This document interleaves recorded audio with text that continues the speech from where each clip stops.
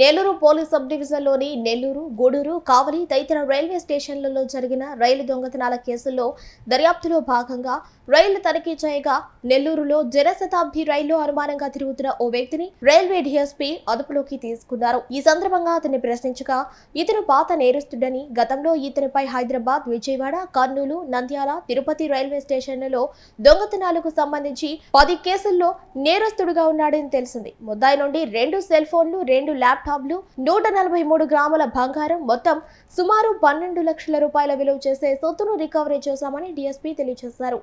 ఈ మధ్యకాలంలో నెల్లూరు సబ్ డివిజన్లో అక్కడక్కడ చిన్న చిన్న దొంగతనాలు జరిగే వాటిల్లో రికవరీ కోసము కొద్ది టీం ఫామ్ చేయడం జరిగింది. Nellore IRP inspector Shri Sudhakar, Nellore SI గారు హరిచందన మరియు ఆర్పీఎఫ్ వారి సహకారంతో ఒక ప్రత్యేక టీంని తయారు చేయడం జరిగింది.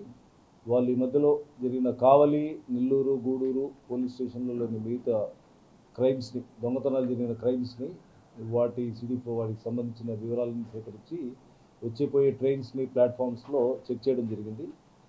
దాంట్లో భాగంగా ఈరోజు సుమారు 10 గంటలప్పుడు ఒక అనుమానాస్పద వ్యక్తి Janshatabdi express Nellore railway station నుంచి ఉత్తరం వైపు వెళ్ళేటప్పుడు సిద్ధమవుతూ కనిపించాడు. అతన్ని అదుపులోకి తీసుకోవడం జరిగింది.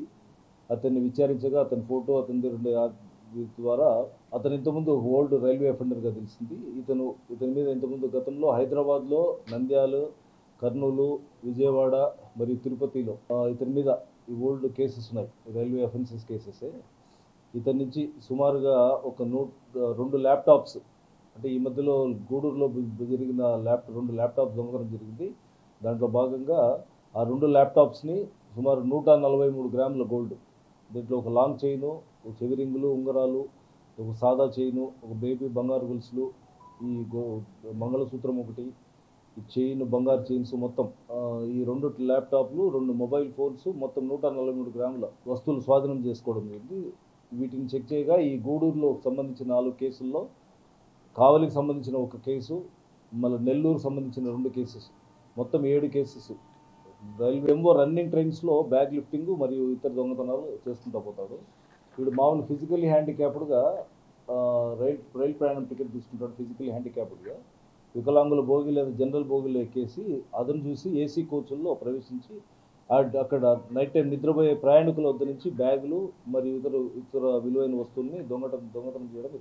ఇప్పుడు ఈ అఫెండర్ కాడి నుంచి స్వాధీనం చేసుకున్న సొమ్ము ఒక 2 ల్యాప్టాప్స్, 2 మొబైల్ ఫోన్స్, 143 గ్రాములు. వీటి విలువ సుమారు 12 లక్షల దాకా ఉంటుంది. వీటికి సంబంధించిన 7 కేసుల్లో మేము రికవరీ చూపించడం జరుగుతుంది. దాంట్లో ఆ సీసీ కెమెరా ఫుటేజ్తోనే మేము వాళ్ళని పట్టుకోవడం జరిగింది. ఆ సీసీ కెమెరా ఫుటేజ్ కూడా, అంటే హైయర్ ఆఫీసర్స్ కూడా చెప్పాము రైల్వే స్టేషన్స్లోది. బట్ మళ్ళీ కొత్త టీం అంతా వస్తూ ఉన్నారు.